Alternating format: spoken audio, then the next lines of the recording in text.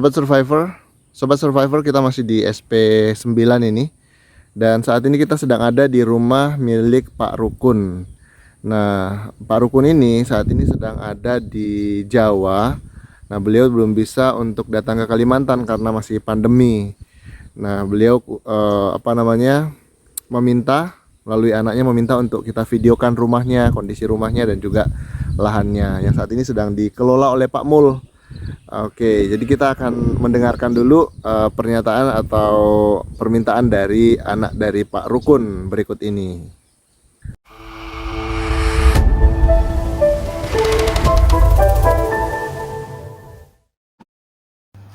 Halo sahabat survivor semuanya, terima kasih sudah meliput daerah transmigrasi SP9, di mana di sana ada tempat tinggal juga lahan orang tua kami, yaitu Bapak Rukun asal Magetan, tepatnya Desa Nguri, Kecamatan Lempian, Kabupaten Magetan, Jawa Timur. Terima kasih buat Asian Survivor dan orang tua kami terakhir tinggal di sana tahun 2020 sebelum pandemi ini berlangsung, dan sekarang posisi masih ada di Jawa, belum bisa kembali ke Kalimantan lagi. Ya, buat sedulur-dulur semua yang masih ada di SP9, salam dari Bapak Rukun. Salam semuanya buat yang ada di sana, semoga tetap diberi kesehatan, kelancaran, dan juga kesuksesan buat dulur-dulur semuanya. Dari Pak Rukun dan sekeluarga, terima kasih buat semuanya. Salam transmigrasi, salam sukses. Oke, Sobat Survivor, jadi itu informasi yang diberikan oleh anak dari Pak Rukun. Beliau meminta untuk kita videokan rumahnya. Nah, ini adalah lahan beliau, Sobat Survivor. Jadi kita akan melihat lahannya seperti ini, Sobat Survivor. Nah, tanamannya banyak, bisa dilihat di sini macam-macam tanamannya. Oke, ini kita akan coba cek lahannya, Sobat Survivor. Jadi memang lahannya saat ini dikelola oleh warga atau tetangganya. Untuk masuk di jalan ini memang jalannya sudah lapuk ya. Pak Rukun yang menonton video ini bisa mungkin menyimak dan melihat ini adalah rumah beliau saat ini.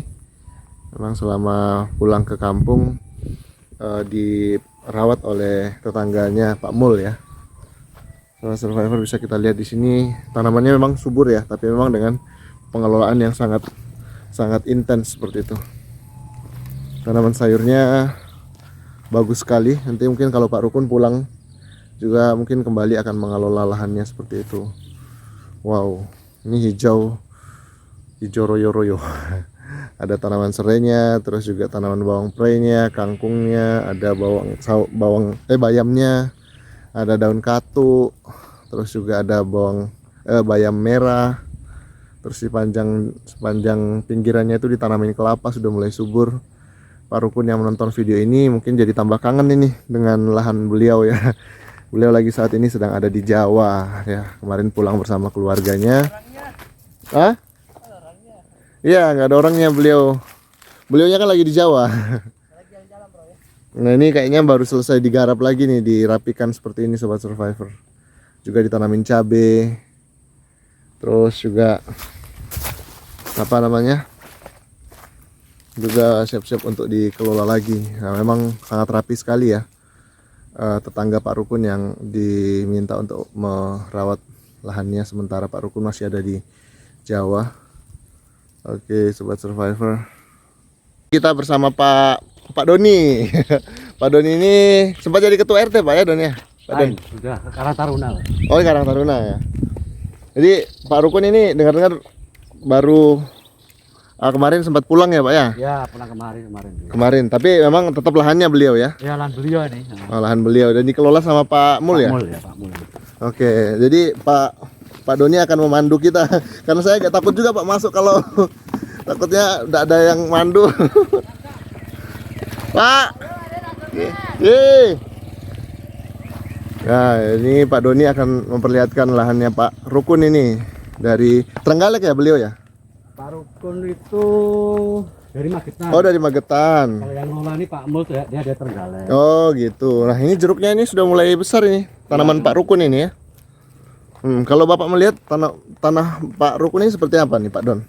subur nih Pak. Subur ya? Subur betul. Ini macam ditanam sama Pak Mul itu kan macam sayuran kangkung, macam bayam itu kan berhasil gitu. Oh ya, bagus ya Pak ya. Bagus. Bisa dibilang berhasil lah kalau seperti ini hasilnya ya. Bisa nih. Nah, serehnya subur. Sayurnya subur juga. Jadi ini Sobat Survivor bisa lihat ini jeruk. Ini jeruk jenis apa? Jeruk Borneo juga atau apa nih Pak? Ini sebenarnya ini jeruk apa? Jeruk pecel sebenarnya ini. Oh, jeruk pecel. Oh, udah gedenya ya kalau udah gini ya. Nah, jeruk pecel ini. Ini laku juga ini kan di pasaran tuh biasa kalau tengkulak ambil tuh kita 7.000. Iya. 7.000 ya? Kilonya. Oh, gitu. Oh, lumayan besar juga Pak ya. Iya. Ini cantik banget ini kayak seperti di Belanda gitu Pak. Ada bunga-bunga begini. Rapi sekali ya. Ini bayam cabut nih kan. Pak Mul yang kelola ini pasti ulet sekali beliau ya. Wow, beliau rajin tuh Pak. Kalau di lahannya sendiri ditanamin apa Pak sama beliau? Lahan sendiri itu beliau tanami padi, ya sebagian kan tanami sayuran juga. Oh, ditanami sayuran juga ya. Ya bikin macam tanggul gini lah. Oh, Cuman di tempat beliau tuh agak kacap apanya tuh, lahannya itu kan. Oh, jadi bersyukur sambil kelola lahannya Pak Rukun di sini ya.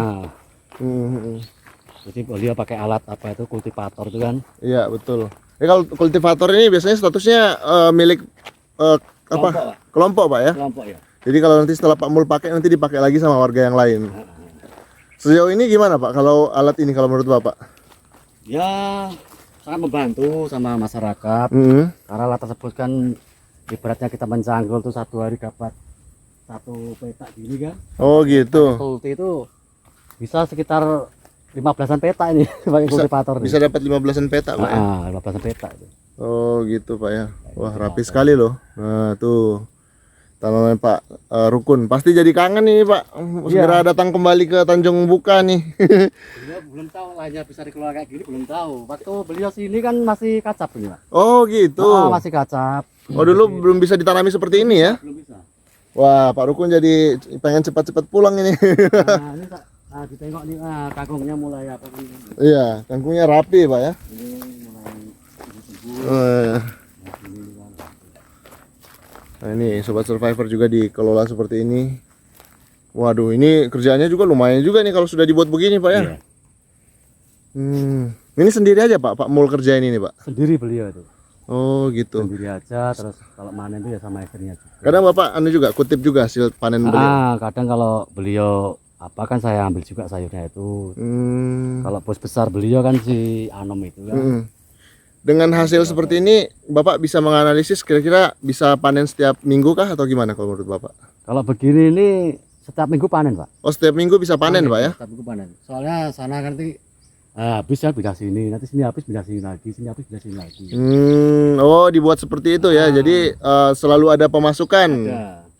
Kalau warga di sini gimana Pak penggunaan pupuk kimia? Masihkah bergantung sama pupuk kimia atau sudah ada yang beralih ke pupuk organik Pak? Kalau di sini sebagian pakai organik juga, cuman jarang. Maksud saya itu paling dari kotoran sapi itu kan. Kalau ayam itu sini kan belum ada yang mengelola Pak. Kalau apa yang kotoran sapi kalau organiknya itu, tapi kalau untuk pupuk kimianya pakai Ponska itu yang bagus ini. Kalau keberadaan sapi untuk diambil pupuknya sini lumayan juga Pak ya? Ya lumayan juga, cuma dikelola dulu Pak. Itu kalau basah kan nggak bisa, itu dikeringkan baru dibakar baru untuk pupuk. Oh gitu Pak ya.